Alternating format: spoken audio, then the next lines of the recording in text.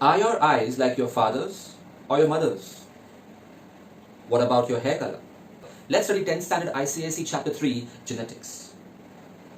Genetics is the science of transmission of body features, which can be similarities or variations from parents to offspring. We get our genetic code from our parents, 50% from our mother, 50% from the father. Whatever we are physically, it's because of our DNA, our genes. Study of these genes can help us answer questions and predict progeny. For example, is it possible that a couple, that is two parents, who are dark-skinned may have a very fair child? What about vice versa? If you cross a red rose plant with a white rose plant and produce many seeds, and when these new plants grow, the next generation, will they have red flowers, white flowers, or pink? Such questions can be answered with the help of this field called genetics. It has various modern applications, for example, genetic engineering, wherein we can hack into the DNA of, let's say, a bacteria or any organism. We can edit the genes, we can insert the genes for insulin hormone, and every cell, every organism obeys the genes because they have the code, they have the program to make proteins. And these proteins, hormones, etc., they practically control all characteristics of our body. So the bacteria has now been programmed to produce insulin for us, which is very useful for diabetes patients. That's genetic engineering, a very exciting field of the 21st century, which has unbelievable opportunities in the future to cure diseases, to increase food production. Another application is genetic counseling. There are certain diseases which are life-threatening, which should be checked for before a couple decide to have a baby.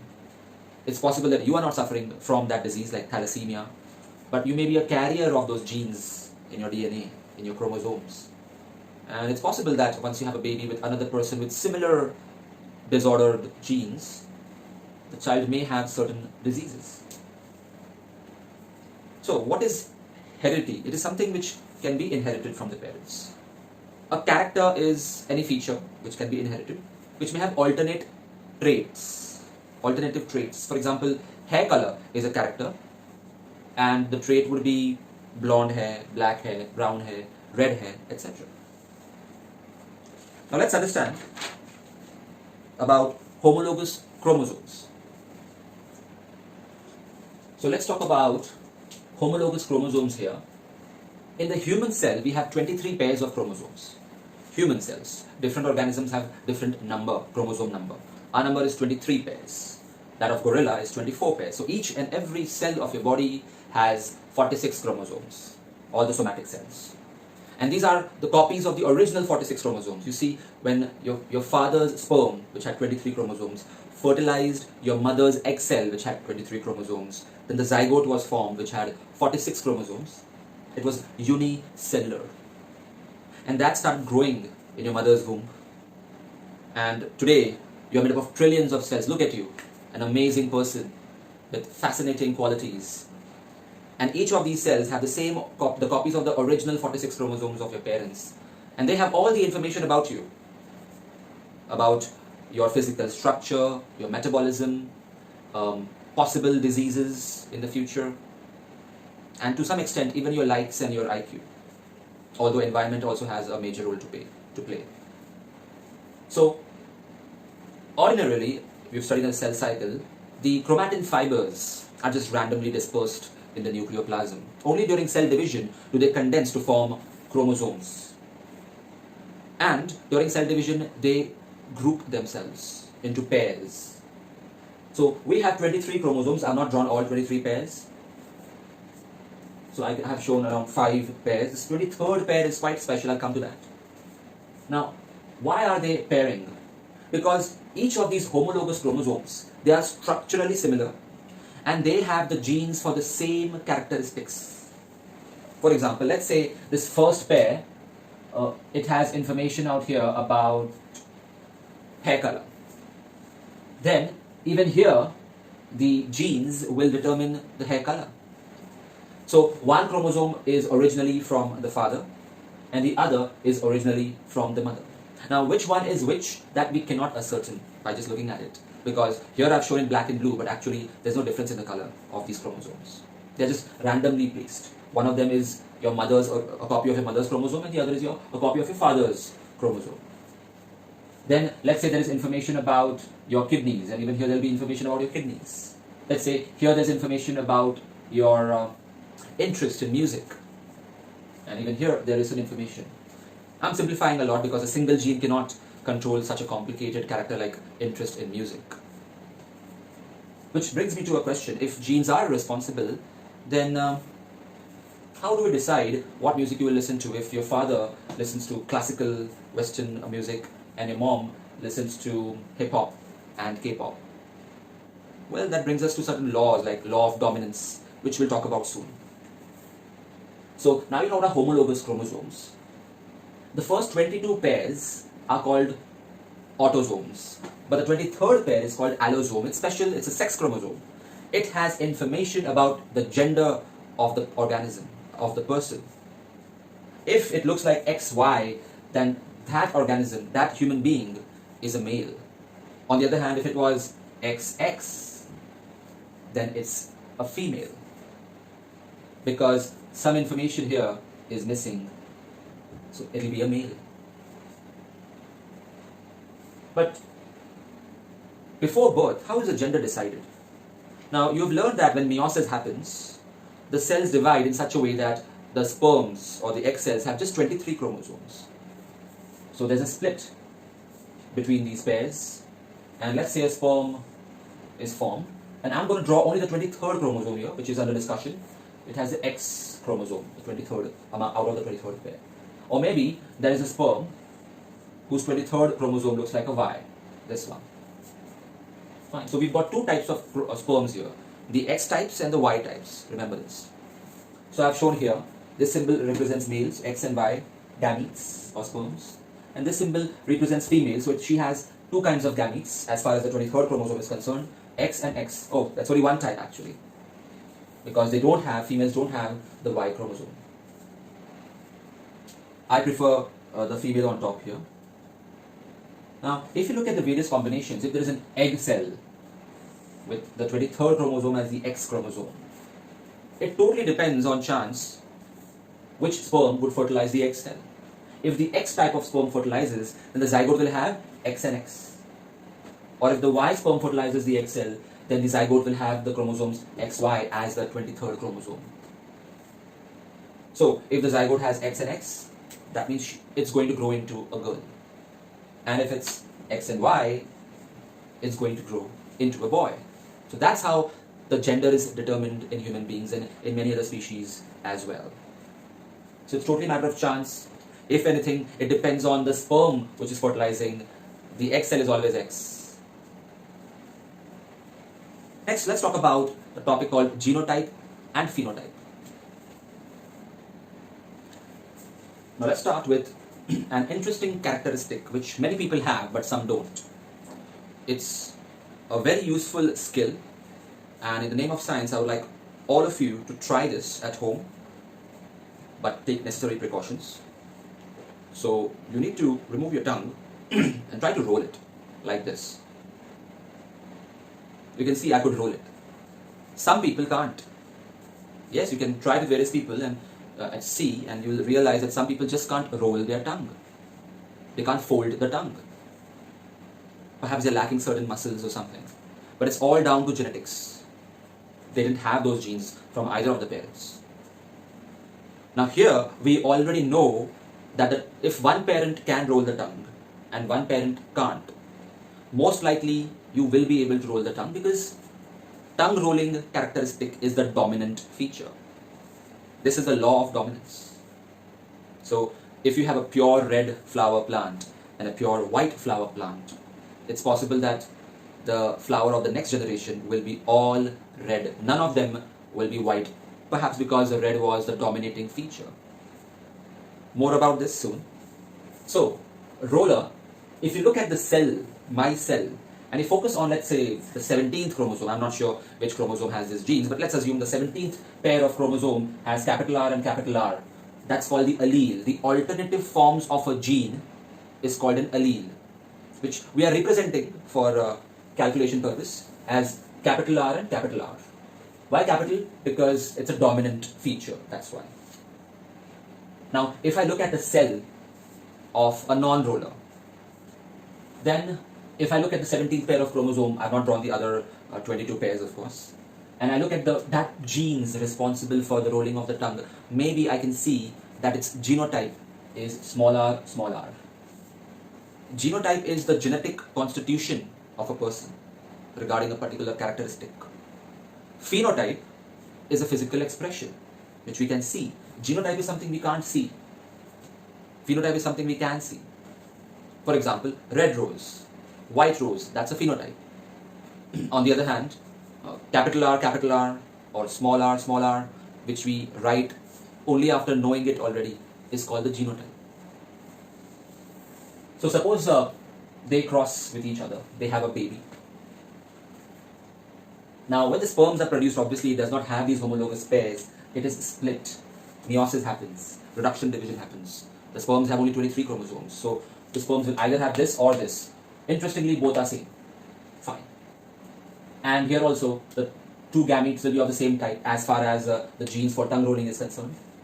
So, no matter which sperm fertilizes which egg cell, the result is the same. The zygote will have both the information. That is, it will have information of how to roll the tongue and the information which lacks that ability. And when it grows and a baby is born, will he be able to roll his tongue? Yes, he will be. Because rolling of tongue is a dominant feature. That's why. So now you know what is law of dominance. So when we say that your eyes are like your father's, or your iris color is like your father's, perhaps what it means is that you had information of your iris color from both your father and mother, both, always. But one of them is expressed physically and the other one is suppressed. Let's say your father has brown iris and your mother has green iris, and yet you have brown iris because brown dominates over green. You have the information about green iris, but it was not expressed because it was not dominant, it was recessive.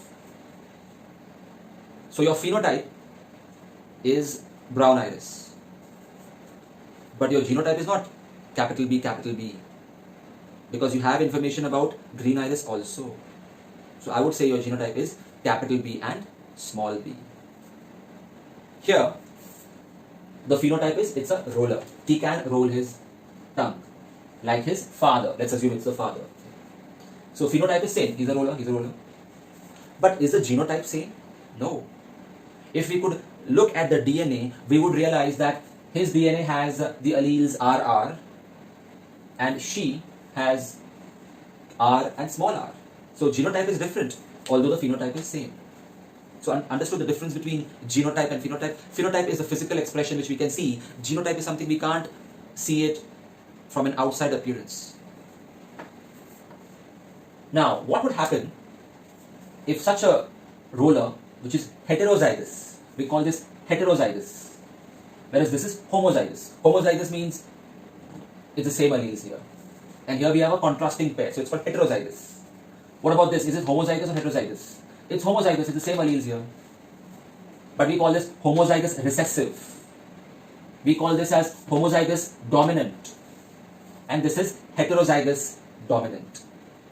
Can we ever have heterozygous recessive? Not possible. If it is heterozygous, then only the dominant allele will be expressed. The recessive one can never be expressed. So what if we cross, this person grows up, becomes an adult and further reproduces with another tongue roller. So she can roll her tongue and she reproduces with another boy who can also roll his tongue. And let's say the boy is, let's say heterozygous. Let's say one person is heterozygous and the other person is homozygous. So the homozygous person can have two types of gametes, capital R and capital R, which is actually the same type. And the heterozygous can have two types of alleles. Did I say that correctly? Let me start again. The homozygous individual will have gametes which will have only capital R. So you could have written it once as well, but I prefer writing it twice to show the separation of gametes during meiosis. Whereas the heterozygous person has two types of gametes, capital R and small r. So depending on which sperm fertilizes which egg cell, let's predict will the children be able to roll the tongue or not. This would be capital R, capital R, capital R, small r. Always write capital letter first. R, R and R, R. So I can see all of them can roll their tongues. All children will be able to roll their tongues.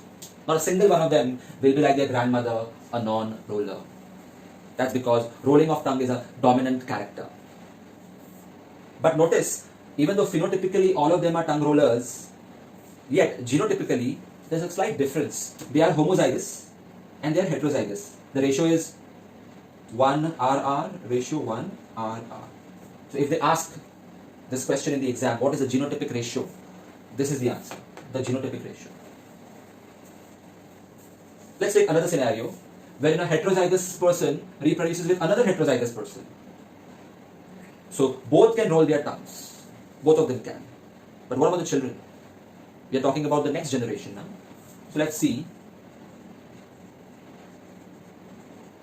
I can see that there is a 75% chance that the child will be able to roll his tongue, but there is also a 25% chance that the child won't be able to roll his or her tongue. Which is interesting. Both the parents were able to roll their tongues, and yet there is a chance that the child won't be able to. So don't have a suspicion here. It is your child. It's just that the characteristic is similar to the grandmothers or the grandfathers. So look at the family tree. This characteristic has skipped one generation. This proves that the parents were not pure rollers or homozygous. They were heterozygous. So I have another exercise for you. Draw such a Punnett square and tell me what are the chances when a heterozygous roller reproduces with somebody who is a total non-roller, which will obviously be homozygous recessive. Then what are the chances? Here, if you ask me what is a phenotypic ratio, I would say 3 rollers, ratio 1 non-roller. 3 ratio 1. When you say 3 ratio 1, also mention what? 3 of what and 1 of what? Understand that this is probability, it's not certainty. It doesn't mean that if you have 4 children, definitely 3 will be rollers and 1 will be non-roller. No, it's just that there is a 75% chance that your baby will be a roller. But it's possible that out of 4, all 4 of them are non-rollers. It's possible. For example, if you toss a coin, there's a 50% chance that it will be heads and 50% chance that there will be tails. But practically that may not always happen. Suppose you toss the coin 10 times, it's possible that 8 times it was tails and only twice it was heads. Similarly, genetics only helps us to give a probability. It is not certainty. Okay, what's the genotypic ratio here? The genotypic ratio is 1 RR, ratio 2 capital R small r's and 1 RR. 1, the second type and third type. So even though phenotypes are only 2, physically we can see either roller or non-roller. But genotypes, if you go deep inside the DNA, there are 3 types. We've got capital R, we've got capital R small r and small r. That is homozygous dominant, heterozygous dominant and homozygous recessive. So now you know the difference between a phenotypic ratio and a genotypic ratio. Such questions will definitely come in exams.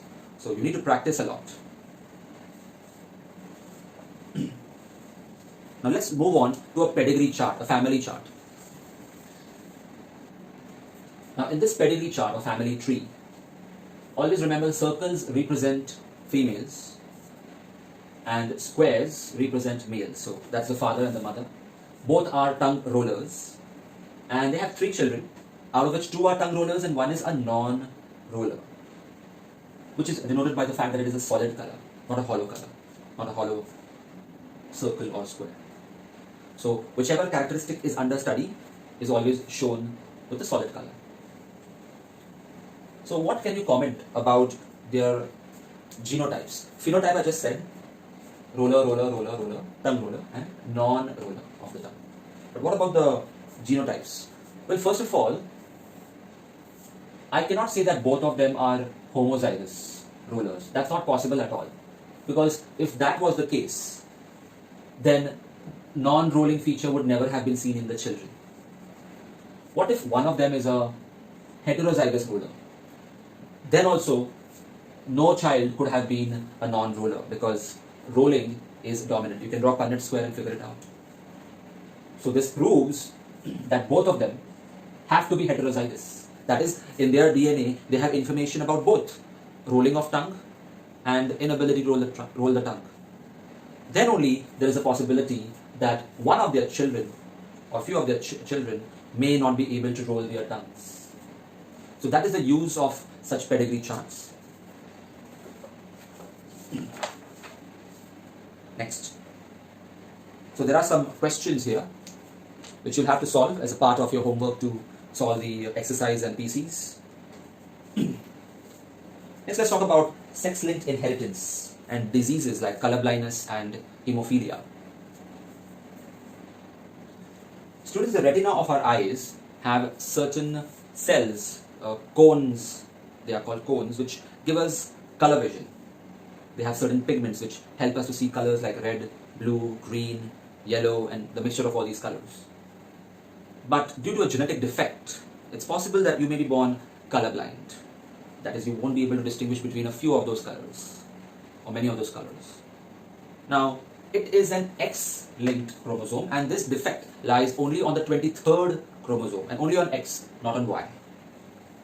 So, since it lies on the 23rd chromosome, it is called a sex-linked characteristic or disease because the prevalence of this disease depends on the gender. Maximum number of colorblind people in the world are males. Females hardly suffer from it. Let me explain why. And this is true for hemophilia also, by the way. Here, it's a female, of course, XX. She's healthy. She has no colorblindness defect in her genes. This is a colorblind father, which I've shown as a circle out here. I could have even written a C to show that he is colorblind. What would happen if they have children? What are the chances that the children may have colorblindness? Let's see. Females' egg cells will be of X, of course, and the sperms may either have X or Y. If the sperm is of the X type, it will have the colorblindness genes. Now, which sperm will fertilize which egg cell? Let's see. We've got this combination and this one. Notice that these two are daughters and these are sons. Will the sons be colorblind? No, they won't be. What about the daughters? Well, they have the information about color vision here in the healthy chromosome, which they got from their mother. But they also have the defective genes. Fortunately, the colorblindness defective gene is recessive and the healthy gene is dominant. So these daughters won't be born colorblind. They will have color vision, although they are carriers. That means they have the defective genes of colorblindness in their DNA, but they're not suffering from it. It's just in their genotype, not in their phenotype. It is not physically expressed, fortunately. So, if you are sure, if you're a female and you are sure that you don't have colorblindness or you're not a carrier of the disease, you can do a genetic testing in the lab, then you can have babies with a colorblind man. No chance of the children having colorblindness. Next scenario, what if you are a carrier? You are not suffering from it, but you are a carrier of colorblindness genes. Fortunately, it's recessive, so it is not expressed. The healthy one is expressed. And what if you have babies or you reproduce with a healthy man, a normal person with no colorblindness? Is there a chance that the babies may have baby colorblind? Let's find out. So the X cell may either have the healthy X chromosome or the chromosome with colorblindness. I'm just writing the 23rd chromosome here. And the sperms may be of the X or Y type. We could have written this here and this here as well. What are the combinations possible?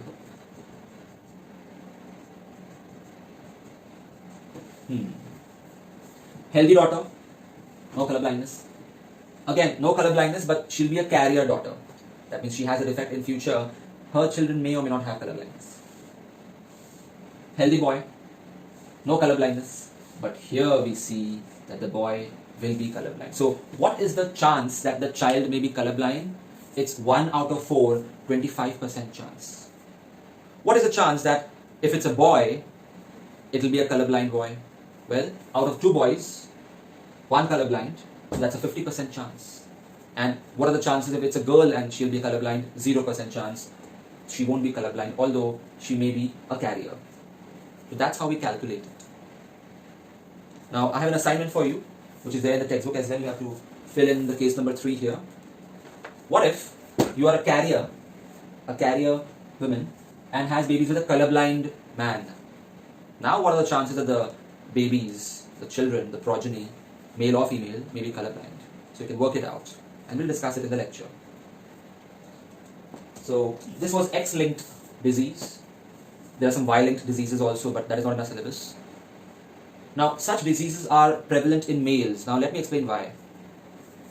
You could see that even if the father is colorblind, yet the children need not be colorblind because of the woman was healthy.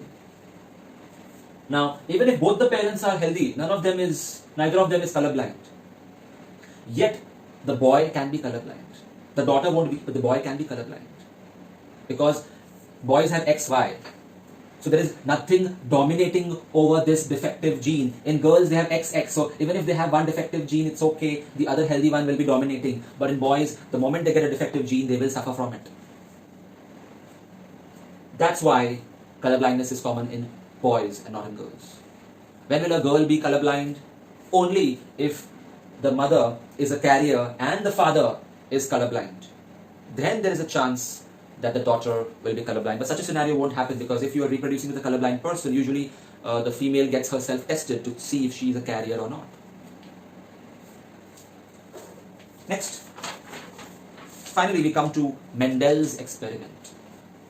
It all started with these experiments with the pea plant, which had 7 characteristics. He was an Austrian monk, the father of modern genetics, and he discovered certain laws which we shall discuss now. The pea plant he chose was Pisum sativum, remember this name, and that was a good choice because first of all there were 7 unique characteristics he could study. For example, the flower color, the seed shape, which would be round or wrinkled, the pod color, the pod in which the peas exist, which could be green or yellow, and so on. Also, he could easily find pure varieties of the peas. Pure varieties means homozygous. Just because you see a pea which is yellow doesn't mean that it is pure. It could be homozygous or heterozygous, because yellow color, surprisingly, is dominating over green color of the pea pods. So let's take case 1. We have 2 plants. Let's talk about the position of the flowers.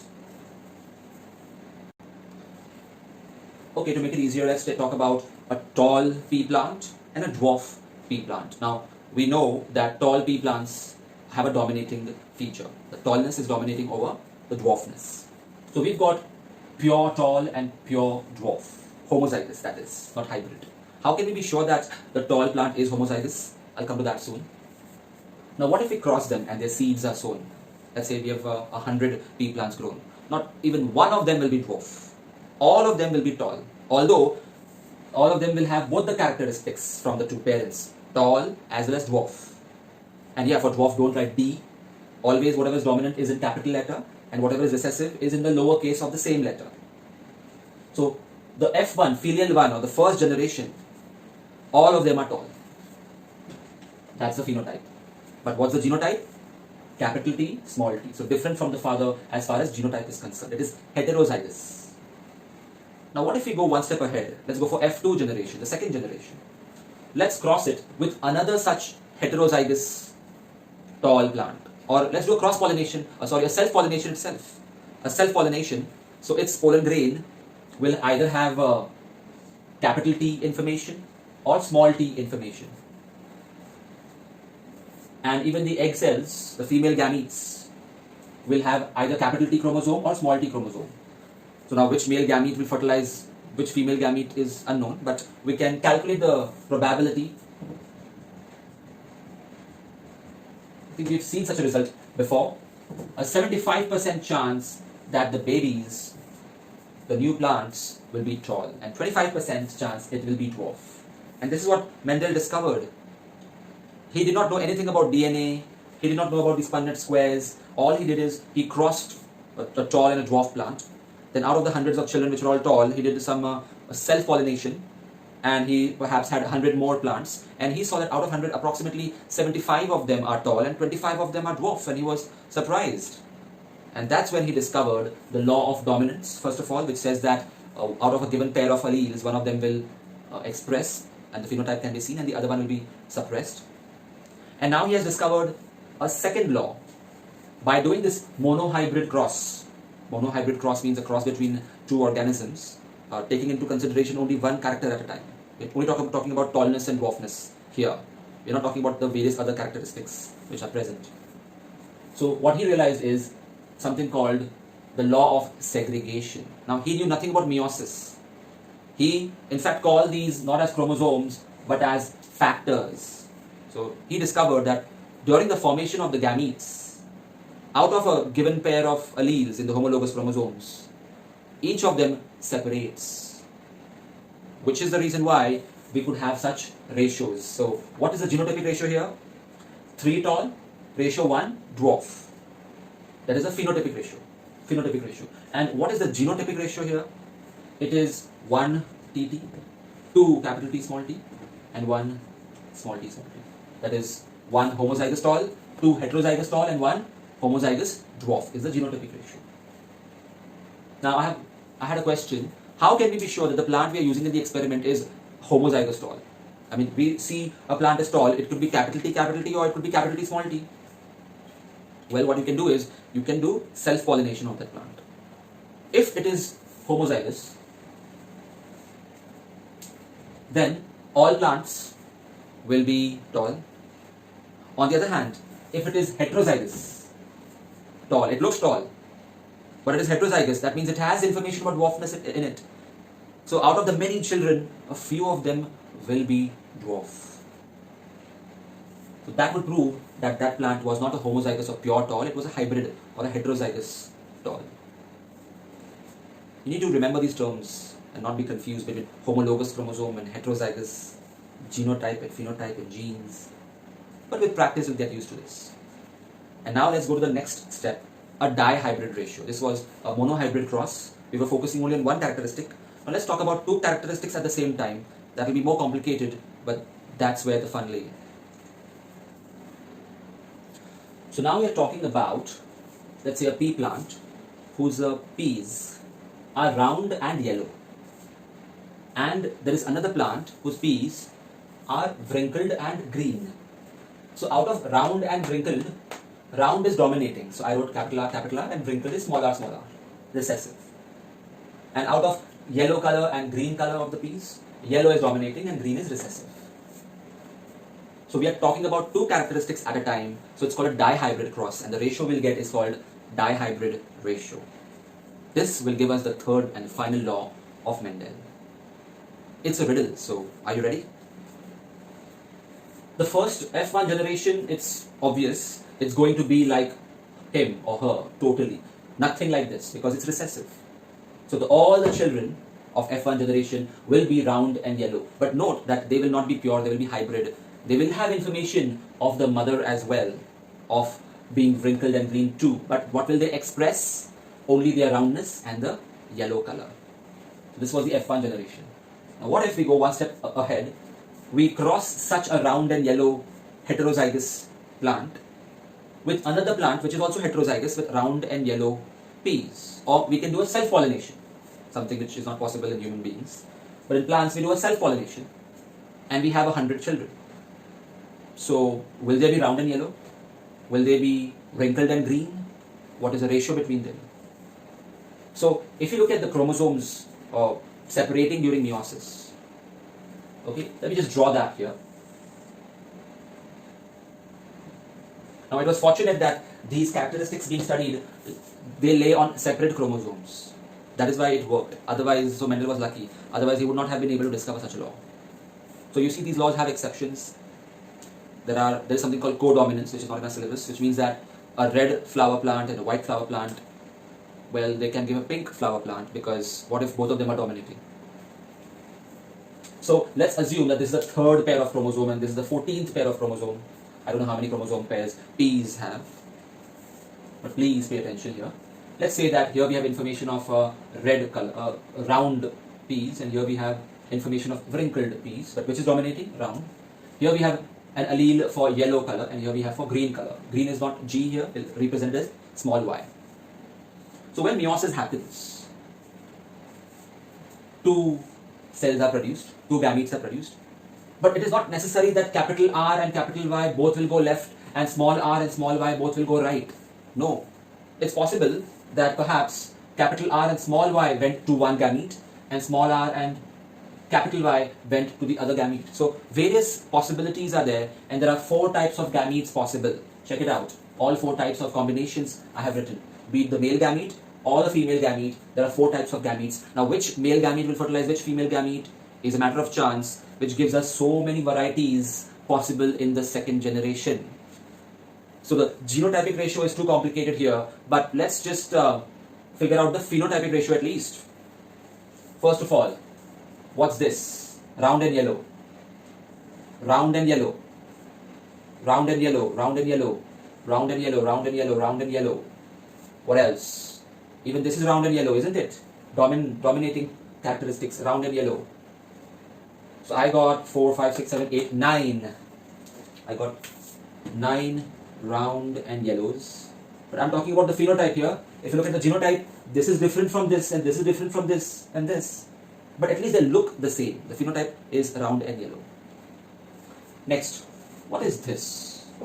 It's round and green. This is also round and green, and even this is round and green. So I got 3 round and green. Next, can you figure out which of the remaining is yellow and green? Think about it, which one is yellow and green? None of them. How can a seed be both yellow and green? No. Okay, this one is actually wrinkled and yellow. Wrinkled and yellow. Even this is wrinkled and yellow. Wrinkled and yellow. So I got 3 wrinkled and yellow. And the remaining one, what type is it? It's wrinkled and green. 1 wrinkled and green. Just like the grandmother. So that is why children are quite different from parents. It's not like you will be completely like the father or completely like the mother. You can have a mix and match of the qualities, giving you so many varieties. So we can understand with the help of Punnett square, but imagine the genius of Mendel, who actually did the experiment, and he saw this ratio of 9:3:3:1 on the farm, on the field, and then he had to figure out, in a reverse order, what could be the cause of this ratio being seen. The reason is law of independent assortment. That means when a given pair of alleles are assorting themselves during gamete formation, which we know it's meiosis, but he didn't, when they are separating, this assortment is independent of the other alleles. If capital R and small r are moving apart to opposite poles, that is independent of Y and capital Y and small y moving apart. It's not necessary that capital R has to be with capital Y, as long as they're on different chromosomes. The applications of Mendel's laws is that the knowledge helps us to predict the percentage of the progeny, to create better varieties of animals and plants. And finally, a very small topic, mutation. Any sudden change in the DNA or the number of chromosomes is called mutation. Mostly it's harmful. We can die. For example, people suffer from a disease called sickle cell anemia because of a genetic defect. Another example of mutation being harmful is when the nuclear bombs were used in Hiroshima and Nagasaki during Second World War. Many people died, and even those who survived, their DNA was damaged, so their progeny had disorders. Sometimes mutation can be useful. For example, there was a boy, Peter Parker, who was bitten by a radioactive spider, and surprisingly he got spider abilities. Let's do the cancellations and markings in the textbook. This paragraph is cancelled. This is the definition of genetics. Gregor Mendel, the father of genetics, cancel him. Modern applications of genetics is just read genetic engineering and genetic counseling. If you have any doubt about you being your parent's child, then you can check your DNA at a genetic testing center. Heredity definition, cancel all this. This is also cancelled, but keep the definition of variations. Cancel this paragraph. 2 more definitions, character and traits. These are examples of characters, and these are the alternative traits of each character, but you don't have to learn them. Mark it as read. Cancel this paragraph. Humans have 46 chromosomes per cell, 23 pairs, except the sex cells. They have only 23 chromosomes. Different organisms have different number of chromosomes. Cancel this. This is the definition of karyotype. That is all the 23 pairs arranged in their homologous pairs. Homologous chromosomes, a pair having same size and shape and having information about same thing. One from each parent. Now, which one is from mother and father? We cannot guess. The first 22 pairs are called autosomes, and the last one is called the sex chromosome because it decides the gender. By the way, the first 22 pairs are called allosomes. I'm sorry, autosomes. And the sex chromosomes are called allosomes. Then we have a determination of gender through a Punnett square. We can see that there is a 50-50 chance. It all depends on what kind of sperm fertilizes the egg cell. Egg cell is always X chromosome, but the sperm may have X chromosome or Y chromosome, the 23rd one. Green box cancelled. Genes and genome, read. Next we have definition of alleles. Just like character has traits, similarly genes have alleles, which is represented by letters. So capital always means dominant and lowercase means recessive. So even if it's a heterozygous trait, for example, capital R, small r, the dominant one will be expressed. Even if it is homozygous, the dominant will obviously be expressed. But if it is homozygous and recessive, only then will the recessive characteristic be expressed. We cannot have heterozygous recessive. That's not possible. This is a pedigree chart, also called family chart. Clearly, if one of the children is a non-roller, which is a recessive trait, it means the parents are not pure rollers. They are hybrid.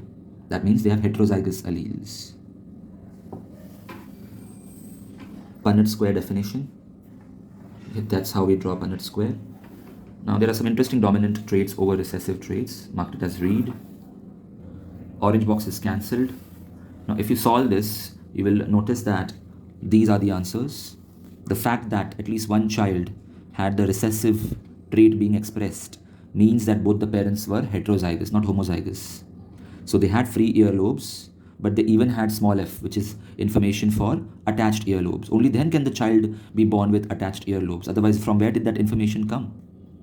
Circle is obviously for a female because circle is a perfect shape, and square is for a male. Males are imperfect. In family B, the fact that all the children had recessive characteristics, each one of them, makes it very highly likely that perhaps the parents were also homozygous recessive. But there's no guarantee of that.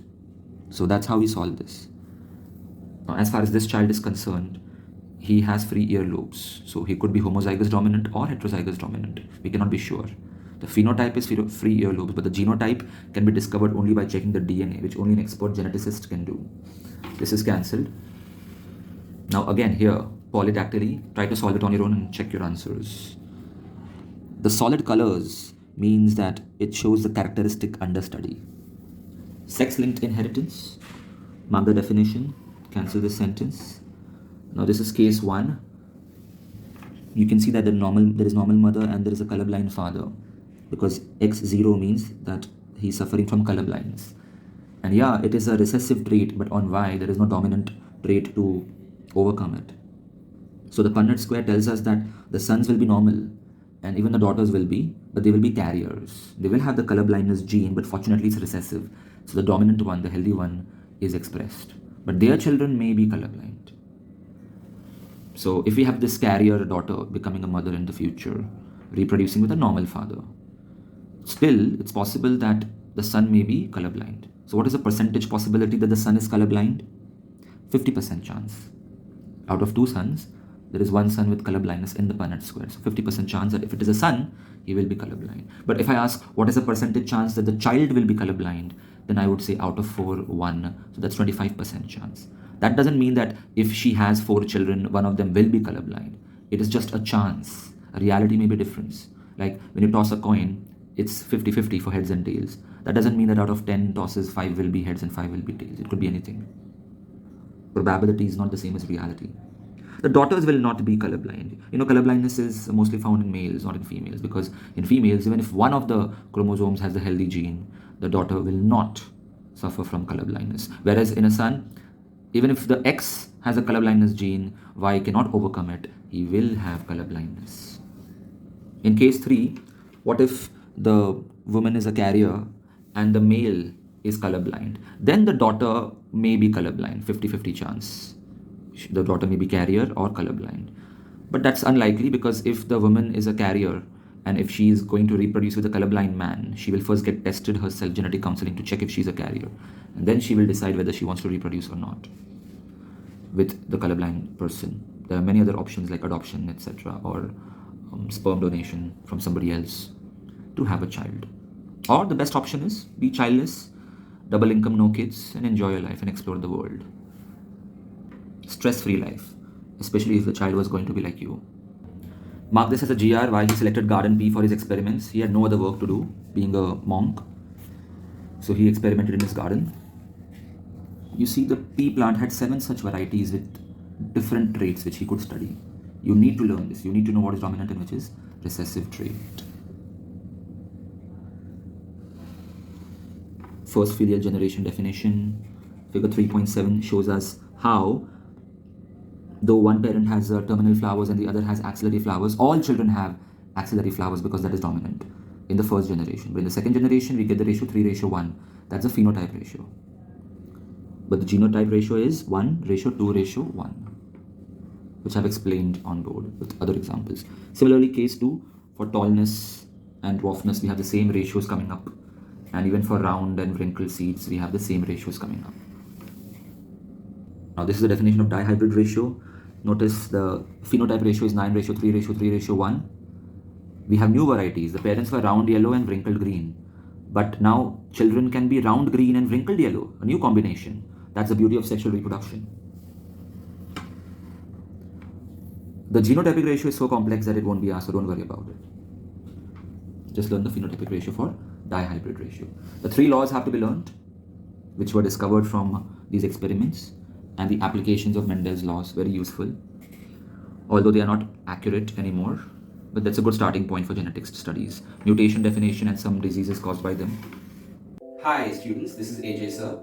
If you like this video, press the like button. If you would like to enroll for my online test series or online lectures, email me or message me on Instagram. Check the description for more information.